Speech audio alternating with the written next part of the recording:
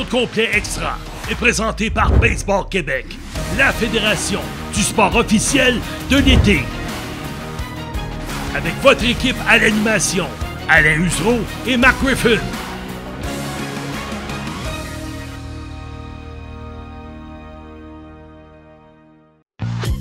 Le baseball, c'est plus qu'un divertissement. Après des mois d'inactivité, on veut bouger sur des terrains de balle. Rendez-vous au baseballquebec.com. Débranche tout et on va jouer dehors. Ce sera ton été de baseball. Les Aigles de Trois-Rivières vont amorcer leur saison très bientôt dans la Ligue Frontier, alors que le camp d'entraînement est en cours. Entretien avec le directeur général, René Martin. Merci d'être avec nous. René Martin, c'est le grand Manitou des Aigles de Trois-Rivières. On va commencer par parler de la saison qui s'en vient, la saison 2025. Un petit rappel, l'année passée, fiche de 44-51. Vous avez raté les séries, vous avez joué près de 500. On va commencer par ce qu'il y a de plus gros. Vous avez changé de gérant. Matthew Rush était votre gérant. Il était là depuis quand même quelques années et la décision s'est prise peu après la dernière saison. C'est quoi qui a motivé le départ de Matt Rush? Ben, dans le fond, c'était sa 3e saison, puis Matt, c'était plus qu'un entraîneur pour nous. C'était un ami, il a joué pour les Aigles, c'est une légende à Trois-Rivières. Puis après la 2e saison, on n'était pas tellement content des résultats. Puis on avait discuté avec Matthew, puis il nous avait dit, regarde bien, là, ça marche, ça passe ou ça casse cette année. C'est pas une pression qu'on lui a mis, c'est lui-même qui est un grand compétiteur qui avait dit, il faut que ça marche. On a commencé l'année, on avait sérieusement, selon nous, une équipe d'étoiles. Jusqu'au match des étoiles à Québec, on était on va dire comme Martin Saint-Louis, dans le mix, où ce que tout allait bien. Puis on a libéré 1 ou 2 joueurs après le match des étoiles. Puis pour la 2e année consécutive, on joue presque tout le mois d'août à Trois-Rivières et tout s'est écroulé.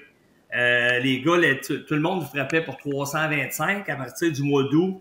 Toutes les moyennes de tout le monde ont baissé. Donc, ce qui est arrivé, c'est qu'à la fin de la saison, quand j'ai demandé à Matt qu'on se rencontre pour le post-mortem de la saison, ensemble, on a convenu qu'il était temps de passer à autre chose. Puis c'est à ce moment-là qu'on a vraiment commencé à la recherche. Ça a pris tout le mois. Puis on est vraiment content d'avoir trouvé notre nouveau gérant, le Jonathan Albanaggio. Bon, parlez-moi de justement, il est venu sous la recommandation de quelqu'un. Ça s'est fait comment, cette embauche? Ben, il y a différentes choses. C'est justement, ça a commencé, puis on cherchait pas un entraîneur à ce moment-là. Mais au match des étoiles, tous les clubs de la Ligue étaient là. Puis moi, ça m'avait fasciné. Jusqu'au match des étoiles, on était un des meilleurs clubs de frappeurs de la Ligue. À part une fin de semaine, on avait été joué à Lake Erie. Puis on avait perdu les 3 matchs. Je pense que nos lanceurs avaient donné 5 points. Puis, dans cette ligue-là, 5 points en 3 matchs. J'exagère tout le temps dans mes histoires, mais puis, je pense que nous autres, on en avait fait 2, alors qu'on était un des meilleurs clubs de frappeurs de la Ligue. Fait que ces lanceurs-là m'avaient fasciné. Puis j'avais demandé au match des étoiles qui est l'entraîneur des lanceurs de Lake Erie. Puis là, on m'avait nommé Jonathan. Puis dans le fond, ce qui est arrivé, c'est que quand la saison s'est terminée, ben, je voyais, tu regardes les entraîneurs qui reviennent ou qui reviennent pas dans la Ligue. La première chose qu'on a faite, il n'y a pas de cachette, on a regardé pour un Québécois. Parce que nous, ça a été important pour nous d'avoir un Québécois, mais des Patrick Scalabrini, il n'en pleut pas à tous les coins de rue. Tu sais, des Alex Agostino, tout ce monde, il y a plein de bonnes têtes de baseball. Mark Griffin, plein de bonnes têtes de baseball au Québec, mais ils ne viendraient pas coacher. Ils sont pas là dans le moment, dans leur carrière, pour venir coacher un club de la Frontière Ligue à Trois-Rivières. Fait que après ça, ben là, on a regardé pour aux États-Unis ou dans d'autres ligues. Puis c'est tout de suite la première affaire qu'on a passée. Puis on est entré en communication avec Jonathan.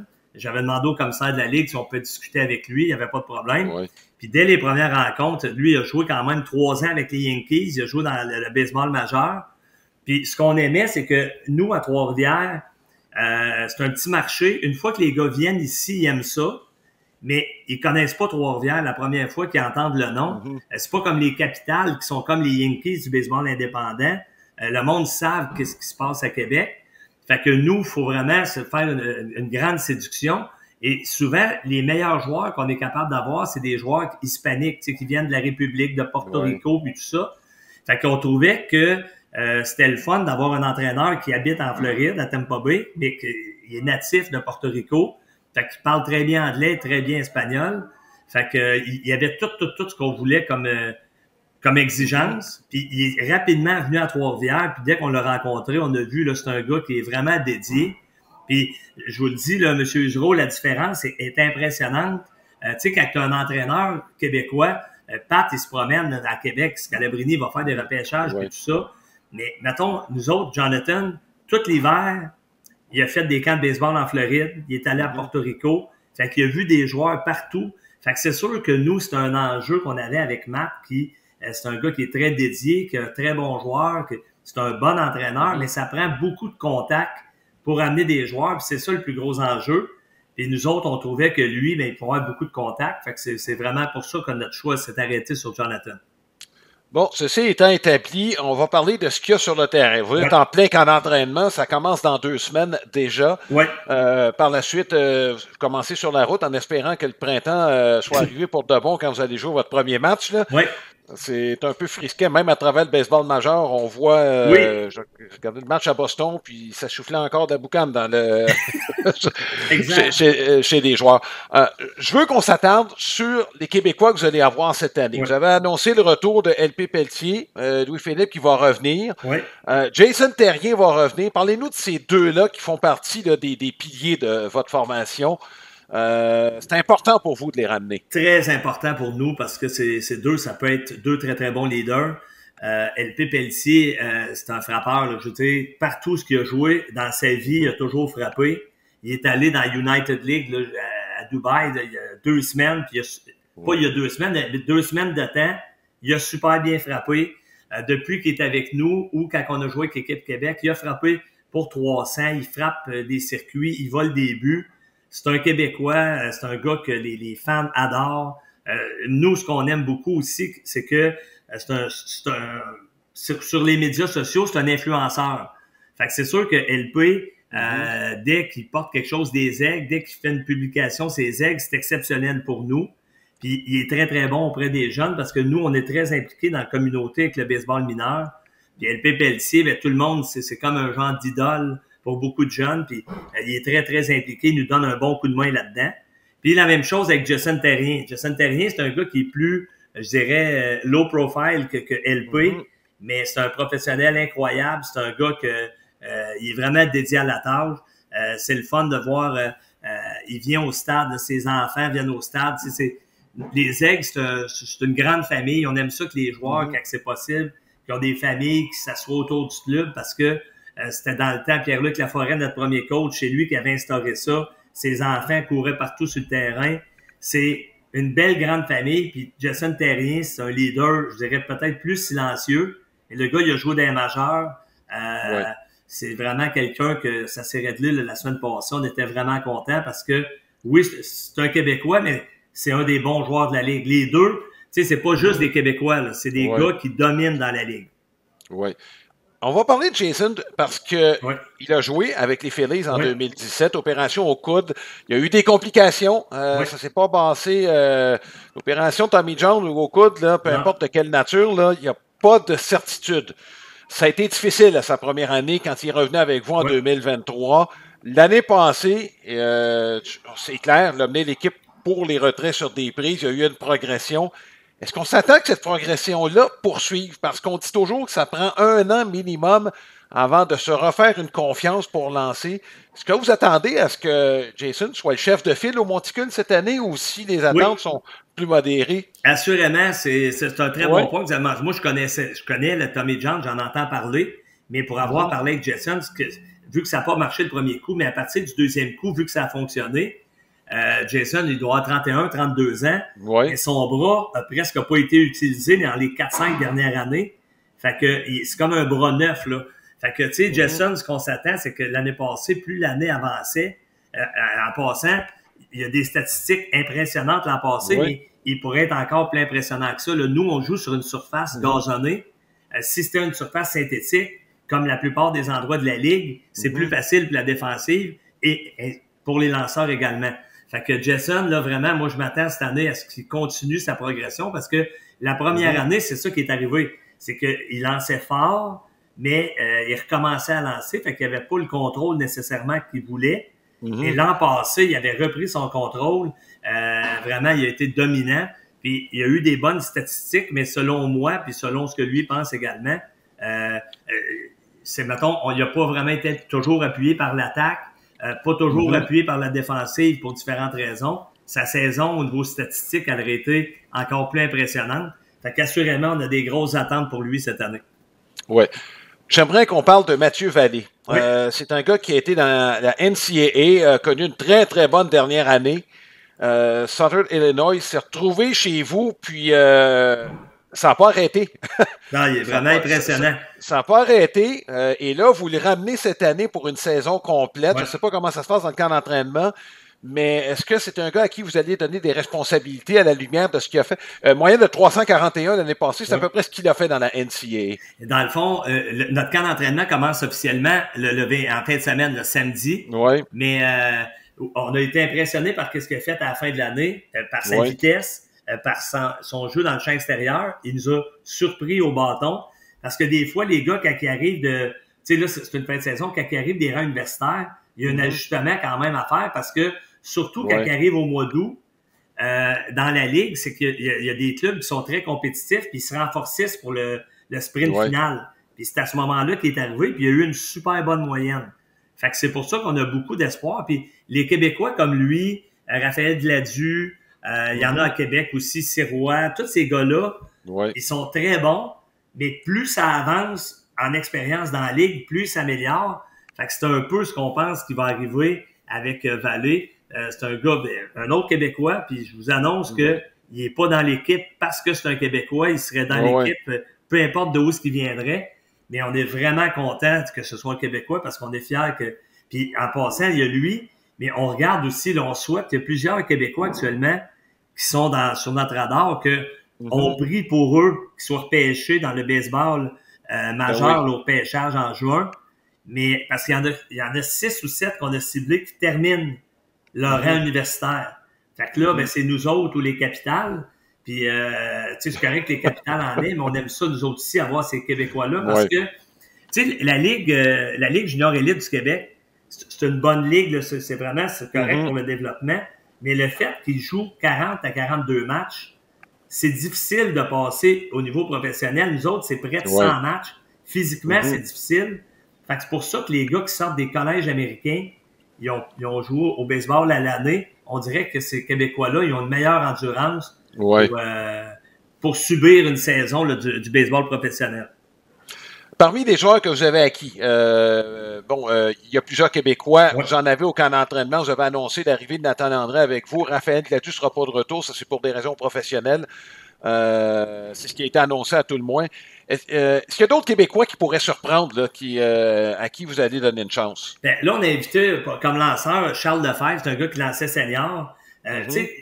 Puis nous autres, ce qu'on espère, c'est qu'il soit capable de lancer là-dedans. Selon tout le monde qui nous ont parlé, on a eu des très bonnes références. Puis ce qui est le fun d'avoir des Québécois dans l'équipe, exemple LP Pelletier, c'est que j'y parle hier, puis les Québécois, ils sont à Montréal, d'un centre intérieur, puis ils font des confrontations, mettons, avec les lanceurs québécois, avec Terrien, avec des frappeurs québécois.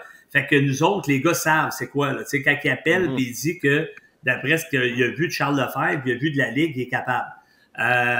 Tu sais, je veux pas l'oublier, là, mais tu sais, on va regarder aussi ce qui arrive, c'est que dans la Ligue, il y a des règlements qui sont très stricts dans la Ligue frontière, et qu'on a un nombre maximum de joueurs qu'on peut avoir au camp. Fait que ce qui arrive souvent, c'est que les Québécois qui arrivent avec les Aigles, souvent, là, ou avec les Capitales, ils arrivent pas nécessairement au début de l'année puis dans le camp d'entraînement. Ils arrivent en cours d'année, puis un peu comme Vallée, puis ils se rajoutent après. Fait que c'est pour ça que je vous parlais des 6 Québécois là, actuellement à liste. Mais tu sais que Charles Lefebvre, Vallée, Terrien, Pelletier, ça serait pour nous une bonne base là, de partir avec les Québécois. Ça regarde comme ça jusqu'à maintenant. Vous avez annoncé plusieurs nouveaux venus. Certains ont un CV qui est quand même impressionnant. Grâce à votre gérant, entre autres, vous avez mentionné là, les contacts qu'il a réussi à établir. Il y a quelques latinos parmi vos nouvelles acquisitions. Vos attentes cette année, globalement, est-ce que, vous parliez de l'année passée, vos attentes étaient élevées? Est-ce qu'on demeure à ce niveau-là? Je vais répondre en politicien en 2 temps. Actuellement, l'équipe qu'on a, nos 2 entraîneurs sont arrivés à Trois-Rivières, ça fait une semaine. eux autres, ils étaient à Lake Erie l'an passé, puis ils ont fait les séries. Puis eux autres, ils me disent que l'équipe sur papier qu'ils ont montée actuellement est supérieure à ce qu'il y avait là-bas. Là, il y a les enjeux de blessures, puis tout ça. Puis moi, l'autre chose aussi, c'est que ce qu'il faut toujours donner, c'est que Matt, il a eu 3 ans pour essayer de faire quelque chose de très bien. Je veux pas mettre non plus trop de pression sur Jonathan, qui est à sa première année comme entraîneur-chef. Alors, dans la Ligue frontière, dans le baseball indépendant, là, tout le monde a une chance de faire les séries à toutes les années. Fait que notre but, oui, c'est de les faire, mais honnêtement, je suis quand même réaliste que c'est la première année aussi de Jonathan. Fait que c'est sûr qu'il y a des ajustements à faire en cours de route, voir comment il va réagir par rapport à ça. Si tu as des blessés au début de l'année, j'ai confiance. Il a fait beaucoup de contacts durant l'hiver parce qu'il a tellement fait de camp. Ça me rappelle TJ Stanton qui a coaché avec nous. C'était dans ses techniques. Mettons, lui, ce qui arrivait, c'est qu'il y avait 30 quelques gars au camp. Et il y avait une liste de plusieurs joueurs que si jamais un joueur se blesse, il remplace ce joueur-là. Et il sait déjà qu'il va l'appeler parce que ce gars-là est à telle université, ça va finir à telle date. Fait que j'ai l'impression que Jonathan, selon ce que j'entends de lui puis que j'ai parlé avec lui, ça m'inspire confiance parce que les bad luck dans le baseball indépendant, là, les gars vont arriver en fin de semaine de la République dominicaine, de la Californie puis de la Floride.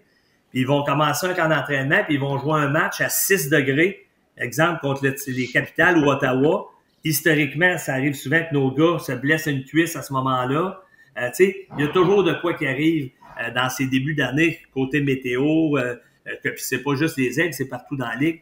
Le fait qu'il y ait beaucoup de contacts, c'est sûr que ça me rassure beaucoup. Et oui, on vise des séries éliminatoires comme à chaque année, mais en même temps, je suis conscient que c'est la première année de Jonathan, fait que il y a quand même le droit à des erreurs de première année. Là, c'est sûr qu'on va être compréhensif à ce niveau-là. On va parler de la réalité du deuxième étage et de tout ce qui entoure l'organisation d'une équipe comme Trois-Rivières. La réalité est différente de Québec. Vous l'avez mentionné, Québec, c'est pas une ville qui est difficile à vendre.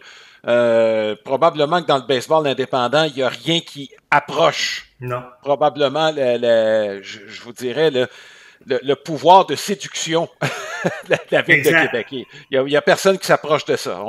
Mais Trois-Rivières, quand même, quand on regarde l'ensemble des villes, pour avoir déjà été à Trois-Rivières, là, peut se comparer favorablement, je dirais, à la plupart des villes qui sont là-bas. Il y a des choses à faire à Trois-Rivières. C'est une ville qui est plaisante et vous avez beaucoup à offrir. Ceci étant dit, il faut la vendre, cette ville-là. De ce côté-là, vous vous y prenez de quelle façon? Est-ce que vous avez des vendeurs par des anciens joueurs? Comment vous vous y prenez exactement pour tenter de vendre la ville? C'est exactement, là, tu as touché la façon. C'est que les premières années, c'était pas évident, mais là, à un moment donné, c'est à 12e, 13e année. C'est sûr qu'on a plein d'ambassadeurs partout dans le monde qui disent que la première fois qu'ils sont venus ici, ils n'étaient pas trop sûrs parce qu'ils savaient pas trop c'était quoi. C'est où Trois-Rivières? Bon, c'est la ville qui est à 1h30 de Québec. Mais là, de plus en plus, c'est plus facile de faire venir les joueurs. On n'est pas encore au même niveau qu'on s'entend dans le baseball indépendant. Il y a beaucoup d'équipes aux alentours de Chicago et de New York. Tu sais, les gars, des fois, quand ils arrivent à 29, 30 ans, avec leur famille, ils aiment ça jouer près de leur lieu de résidence principale. Fait que c'est plus facile pour ces marchés-là. Mais pour la Ligue frontière, c'est ça qu'on aime de cette ligue-là, c'est qu'il y a beaucoup de gars à chaque année qui remontent dans l'affilié parce que c'est une ligue où il y a beaucoup de recrues, il y a des jeunes joueurs. Et dans ce fait-là, Trois-Rivières, ce qu'on a fait depuis 3 ans, j'avais Jérôme Duchesneau, puis avant, j'ai eu Simon Laliberté comme directeur général. Ce qu'on a fait, c'est que on voulait s'assurer que quand les gars viennent, ce soit une carte de visite. Fait que, mettons, les résidences que les gars restent, c'est 9. Il y a des maisons, il y a des condos. On reste à la même place que les Lions de Trois-Rivières de la ECHL. Fait qu'on se partage ça. On est là l'hiver, on est là l'été. Là, on a tout un enjeu qui s'en vient actuellement parce que c'est le meilleur club de la ECHL. Fait que là, nos gars vont être à l'hôtel au début. On passe à la route. Mais le fait d'avoir des résidences où ce que les gars restent confortables, proches du stade, on offre une salle d'entraînement là, on a des partenaires incroyables parce qu'on a une salle d'entraînement près du stade où ce que les deux équipes peuvent aller. On a un centre-ville durant l'été qui est vraiment très endiablé et animé. Une fois que le gars il est venu une fois à Trois-Rivières, historiquement, ils veulent toujours revenir. L'année d'après, c'est jamais arrivé qu'un gars soit capable de le ramener une deuxième année parce qu'il n'a pas aimé son expérience. Okay. Fait que nous, c'est comme ça, c'est vraiment par le service familial de proximité qu'on offre aux joueurs que petit à petit, on se fait connaître. Puis comme je vous dis, tu sais, les résidences, ça, c'est neuf. Là. Ça, c'est vraiment une grosse différence. Jonathan, le gars de Lake Erie, ce qu'il me racontait, c'est que eux autres, c'est près de Cleveland, c'est un plus gros marché. Ouais. Et tous les joueurs restaient d'une famille d'accueil. Fait que c'est sûr que quand tu vas à Trois-Rivières ou à Québec aussi, où que les gars sont super bien hébergés durant l'été, ben c'est quelque chose qui fait une différence. Parce qu'un gars je comprends qu'un gars de 20 ans, ça ne dérange pas d'être d'une famille d'accueil, mais un gars de 28 ans qui a 2 enfants, c'est une histoire plus compliquée. Fait que c'est pour ça que nous, on a mis de l'emphase là-dessus. Et puis là, bon, ce qui nous resterait à faire, là, la vraie chose qu'il faudrait améliorer pour être encore une meilleure carte de visite, c'est que sur notre terrain, ça va prendre une surface synthétique comme à Québec, parce que plusieurs joueurs nous le mentionnent. Le gars qui veut remonter dans le baseball affilié a besoin de bonnes statistiques, a besoin d'être dominant dans la Ligue frontière. Puis honnêtement, pour un joueur en défensive dans l'avant-champ ou un lanceur par le fait même, c'est sûr que Trois-Rivières, il y a plus de points qui se marquent ailleurs parce que c'est du gazon naturel. Puis avec les hivers qu'on a, il reste 3 terrains dans la Ligue avec du gazon naturel. Ah oui. C'est pour ça que c'est dans les projets là, qu'on regarde à court, moyen terme pour avoir ça. Parce que le reste, on n'est pas gêné du tout. Tu sais, les gars vont arriver, ils arrivent vendredi ici. On a une activité de prévue parce que LP Pelletier va inviter tous les gars chez un de nos partenaires pour voir le Canadien jouer. Mais les gars vont faire le saut, mettons, 25 mm de pluie puis 5-6 degrés samedi. Ils vont se dire, tu sais, tu comprends, le début, c'est toujours comme ça. Ouais. Mais quand le mois de juin arrive, les gars adorent notre centre-ville, adorent la vie à Trois-Rivières, c'est tranquille. C'est tranquille, puis c'est endiablant en même temps. Tu sais, ils ont comme une sécurité qu'ils n'ont pas dans d'autres villes. Ouais. Fait qu'on est vraiment une belle terre d'accueil pour les joueurs de baseball professionnel. Bon, ça, c'est maintenant l'aspect de vente de la ville.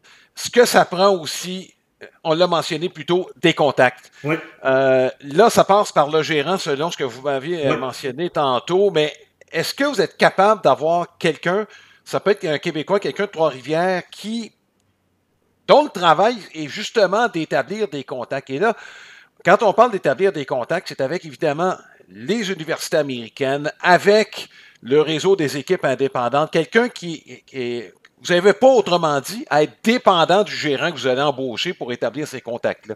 Est-ce que ça, c'est un travail que vous avez été capable de faire au fil des années? Oui, depuis 2 ans, l'année passée, on avait engagé Oswe Pele, qui a joué dans la Ligue, qui a été quand même traducteur avec les Blue Jays. Là, depuis l'an passé, c'est un gars de Trois-Rivières, le Jean-Félix Proulx. Il a joué dans un collège américain. Puis il a toujours un bon contact avec nos entraîneurs. C'est un gars qui il a des contacts dans un collège américain. Puis il y a, mettons, les gars avec qui il a joué, il y en a beaucoup qui ont joué, par exemple, dans la filiale des Pirates. Lui, on l'utilise beaucoup actuellement parce que j'adore la question parce que les partisans ne comprennent pas tout le temps la réalité qu'un président puis un directeur général d'une franchise du baseball indépendant, c'est pas comme, mettons, Ken Hughes puis, mettons, Gordon à Montréal avec le Canadien. L'aspect baseball, oui, on s'en intéresse, mais nous, c'est plus l'aspect business, l'aspect développer des événements à Trois-Rivières. Fait que c'est important d'avoir des gars comme Jean-Félix Proulx, comme Oswe Pele. Nous, même, souvent, c'est arrivé, quand on a engagé Matthew Rush, l'année passée, je me souviens plus pour quel dossier, Éric Gagné a été des actionnaires à Trois-Rivières. Il y a quand même encore des contacts dans le baseball.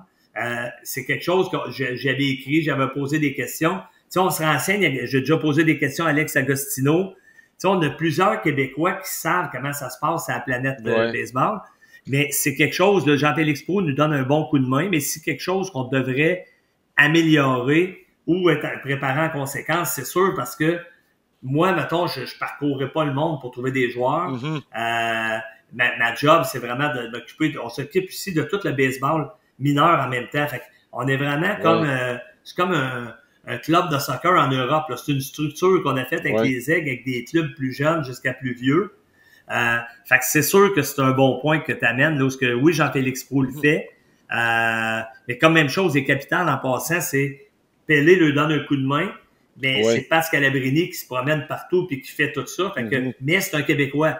Fait que c'est plus rassurant pour l'organisation des capitales. Nous, on est bien tombés parce que Jonathan a bien fait ça, mais il n'y a pas de cachette que quand que je l'ai engagé, à un moment donné, au mois de novembre, je me questionnais, je me dis, mettons que ce gars-là, il a joué dans les majeurs, il tient-tu tant que ça à coacher? Mettons qu'il décide qu'au mois de mars, ça ne tente plus de coacher.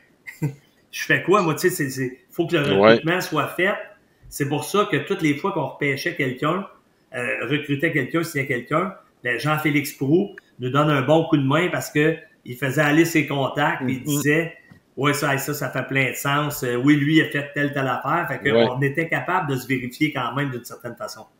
Ben, je donne un exemple fictif, là, mais je donne un exemple parce qu'il y a moins de rondes au baseball majeur, il y a moins d'équipes affiliées, donc on comprend que ça se peut qu'il y ait plus de joueurs disponibles, même si on ajoute des équipes, on en ajoute encore cette année d'ailleurs dans la Ligue Frontier, mais le bassin de joueurs disponibles risque d'être plus grand. Je donne un exemple, mettons, il y a un joueur pour une raison quelconque, soit parce qu'il n'a pas la grandeur voulue, un voltigeur de East Carolina qui n'est pas repêché, mais son entraîneur là-bas l'aime, puis le jeune veut continuer de jouer.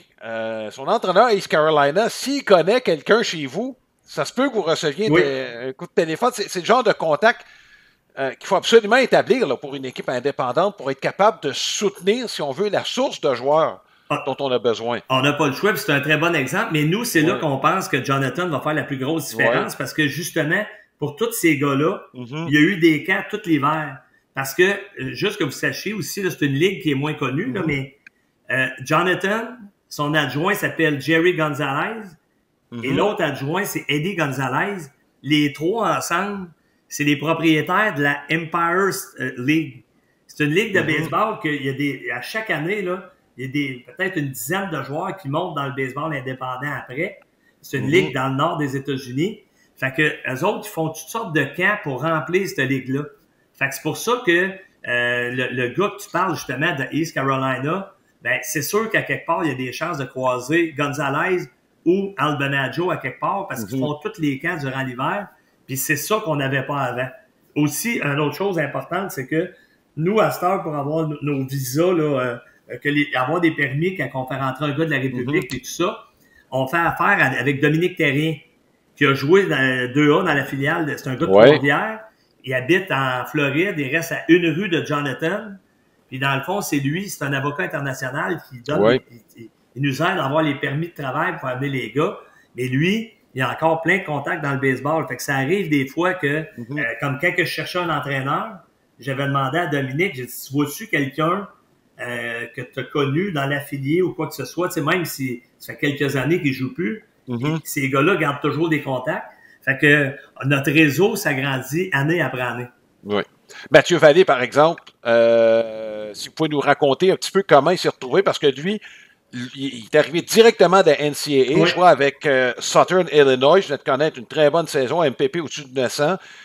Moyenne, en fait, ironiquement, sa moyenne au bâton a été exactement la même à sa dernière année avant de parvenir chez vous, 3,41, ce qui est excellent.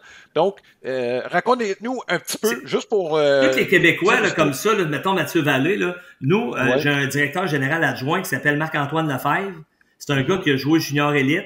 Il a joué dans le collège américain, puis il joue actuellement pour le Brock là, dans la Ligue senior à Drummondville. Fait que lui, mettons, il a 25-26 ans, fait qu'il connaît à peu près tous les Québécois. Puis on a aussi, nous autres, on s'occupe de notre club junior, où on avait un DG là, qui s'appelle Mike Lachance, qui il nous sortait à la fin de chaque saison la liste des jeunes juniors qui jouent dans un collège américain qui pourraient nous intéresser éventuellement. Fait que dans le cas de Maton Vallée, c'est Marc-Antoine Lefebvre qui nous avait dit à un moment donné, ce gars-là, ça pourrait être quelque chose d'intéressant. Puis à un moment donné, on a eu un blessé, il est venu, puis il était très bon. C'est comme ça que ça se passe. Tu sais, juste un exemple, le directeur général du Royal de Repentigny, Marc-André Ronda, il coach les Patriotes comme adjoint au hockey d'hiver ici. Il m'a écrit hier, voir si tel ou tel Québécois va être invité à notre camp. Fait qu'on n'invite pas toujours, parce que vu qu'on a un nombre maximum, mais les gars qui nous parlent c'est un gars que, mettons, on rappellerait Marc-André, Marc-André, il n'est pas invité au camp, mais mettons, une fois que la saison part, nous, ce qu'on a réussi à faire, qu'on a amélioré dans les dernières années, c'est que jusqu'en 2022, à toutes les fois qu'on avait un blessé, mettons, le mardi, c'est des séries de 6 matchs, OK? Le mardi, on a un gars qui se blesse. Là, notre coach, il reste au stade jusqu'à 2 heures du matin. Il regarde des gars releasés partout dans le baseball. Puis il fait venir un gars que personne ne voulait de la Californie. Ça nous coûte 500$. Le gars, il est pourri. On le release le lundi d'après. À un moment donné, on a dit à nos coachs, « Hey, les boys, c'est possible de regarder dans la Ligue senior des gars qui ont joué universitaire? Ils pourraient prendre un Québécois pour une semaine. » L'année passée, meilleur exemple, Michel Dagenet. Michel Dagenet joue avec le Brock à Drummondville. Une fin de semaine, on a un catcher qui se blesse. Il vient, je pense qu'il a frappé pour 500 pendant la fin de semaine. Il n'aurait pas frappé 500 toute l'année. Mais tu sais, ces 3 matchs-là, les Québécois, des fois, c'est le même qu'on les rentre. Puis après ça, ben ceux qui veulent continuer, ils restent. D'autres retournent au senior. Mais en gros, c'est comme ça que ça se passe avec nous. Vous m'avez devancé, M. Martin, parce que je voulais justement parler de la Ligue senior qui a pris de l'ampleur au fil des dernières années. Il y en a beaucoup là-dedans qui ont joué chez des pros ou encore dans le réseau universitaire américain. Un autre réseau qui prend de l'ampleur pour les mêmes raisons que j'ai énoncées tantôt, c'est que le baseball majeur veut passer davantage pour les joueurs américains par la NCAA. Donc, le calibre augmente dans la Ligue senior du Québec. Et est-ce que c'est un... Bon, vous voulez me donner un exemple, mais c'est un marché qui peut sembler de plus en plus intéressant. Le calibre n'est pas le même. Là. On s'entend, on joue la fin de semaine là, dans la Ligue senior. On ne joue pas 100 matchs par été. Là. Mais est-ce qu'on garde un œil attentif sur ce qui se passe là-bas? Assurément. Parce que, comme je vous disais, Marc-Antoine Lefebvre, qui est mon directeur général adjoint, il joue avec le Brock à Drummondville. On a également Jérôme Duchesneau, qui était directeur général avec les Aigles l'an passé. Là, c'est un peu un conseiller spécial. Il travaille pour les Aigles et les Capitales. Lui, il joue à Thetford. Ces gars-là voient des joueurs tout l'été. Ils voient 100 matchs. Mettons, on joue 48 matchs à Trois-Rivières. Ils voient tous les matchs pro à Trois-Rivières.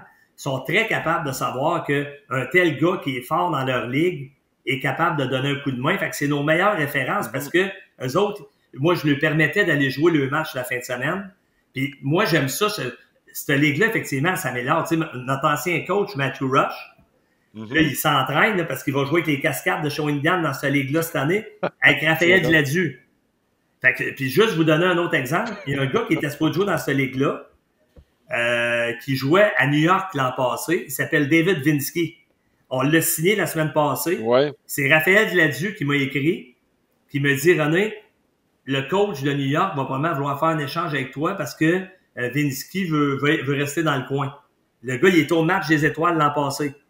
Fait que vous comprenez que les contacts qu'on a avec la Ligue senior sont très bonnes parce que il y a beaucoup de joueurs de la Ligue senior que si ils retombaient un peu plus jeunes et qu'ils n'avaient pas commencé le vrai travail pour la vie, ils seraient capables de jouer avec les Aigles ou les Capitales. C'est des très bons joueurs de balle, mais c'est que là, à un moment donné, eux autres, ils ont une famille ou ils sont une famille à l'ABI, ils ne travailleront pas pour la vie à jouer dans le baseball indépendant.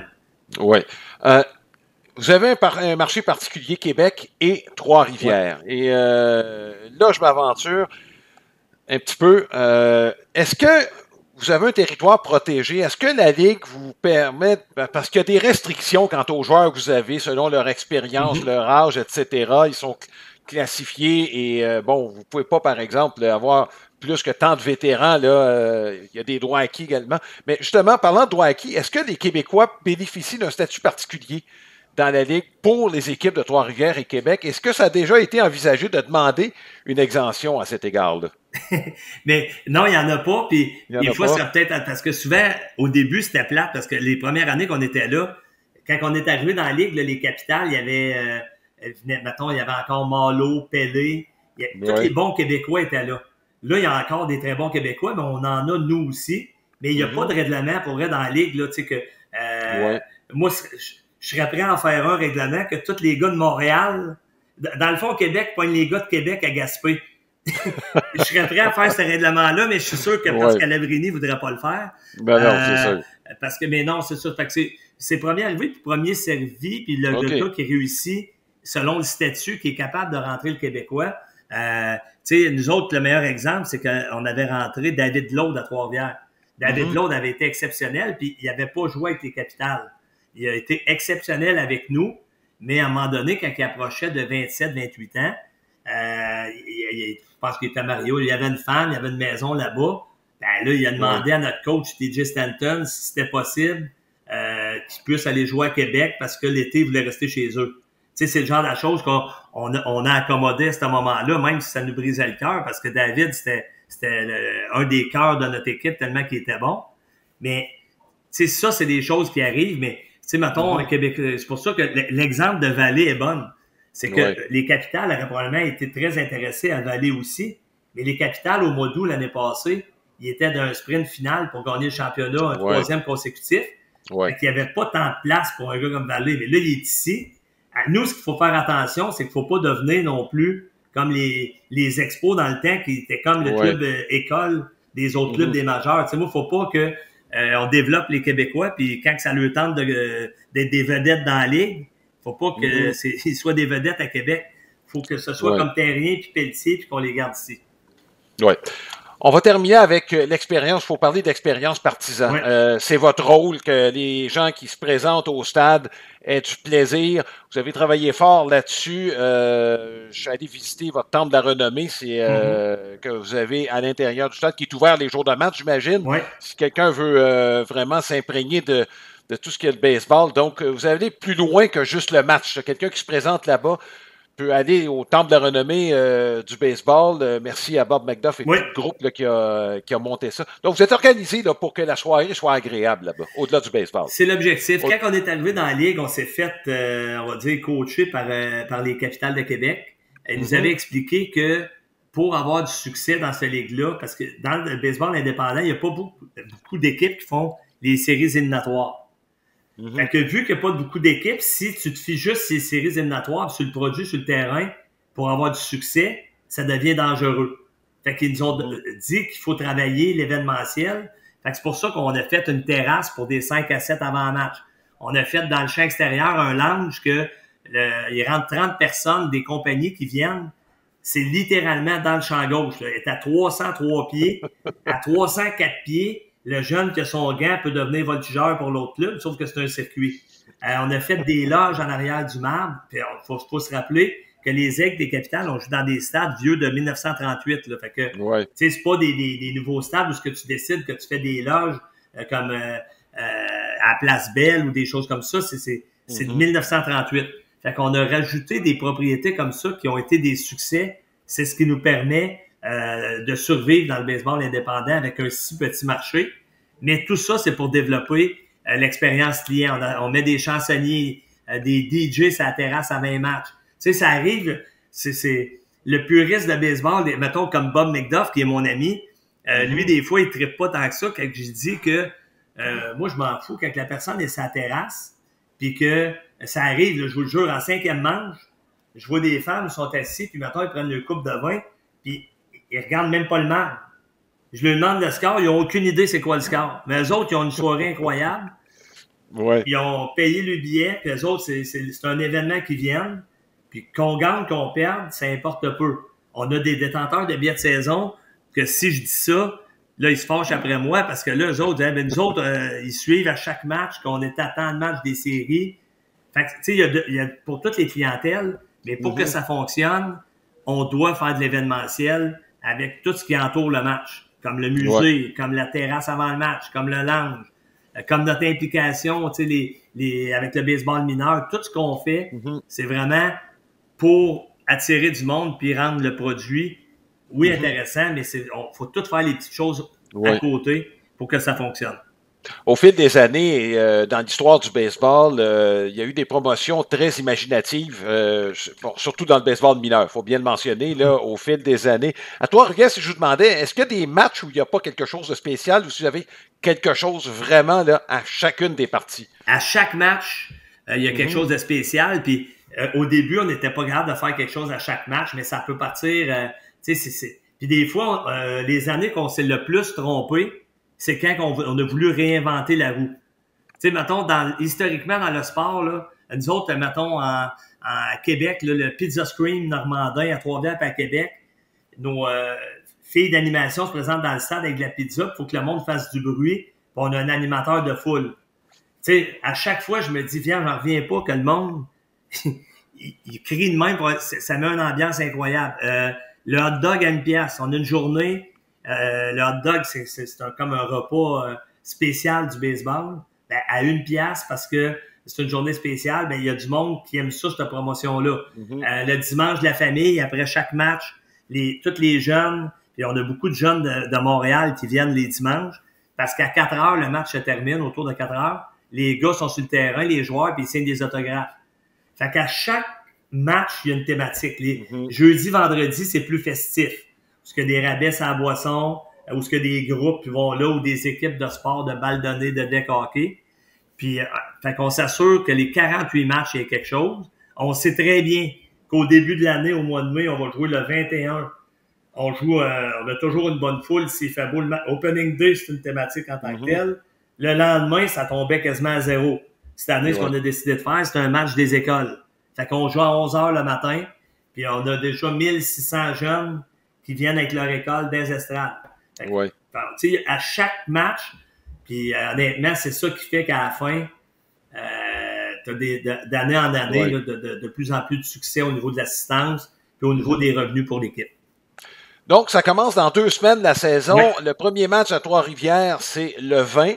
Et ça se déroule tout au long de la saison, évidemment, jusqu'à la fin du mois d'août. Lundi, généralement, c'est congé. C'est la journée d'autobus, là, je pense qu'on peut dire. Exact. Dans le cas on voyage beaucoup du côté des Aigles. On vous souhaite, René Martin, une très, très belle saison 2025 avec un nouveau gérant, quelques nouveaux venus, quelques Québécois qui sont là également, avec lesquels on est déjà identifiés.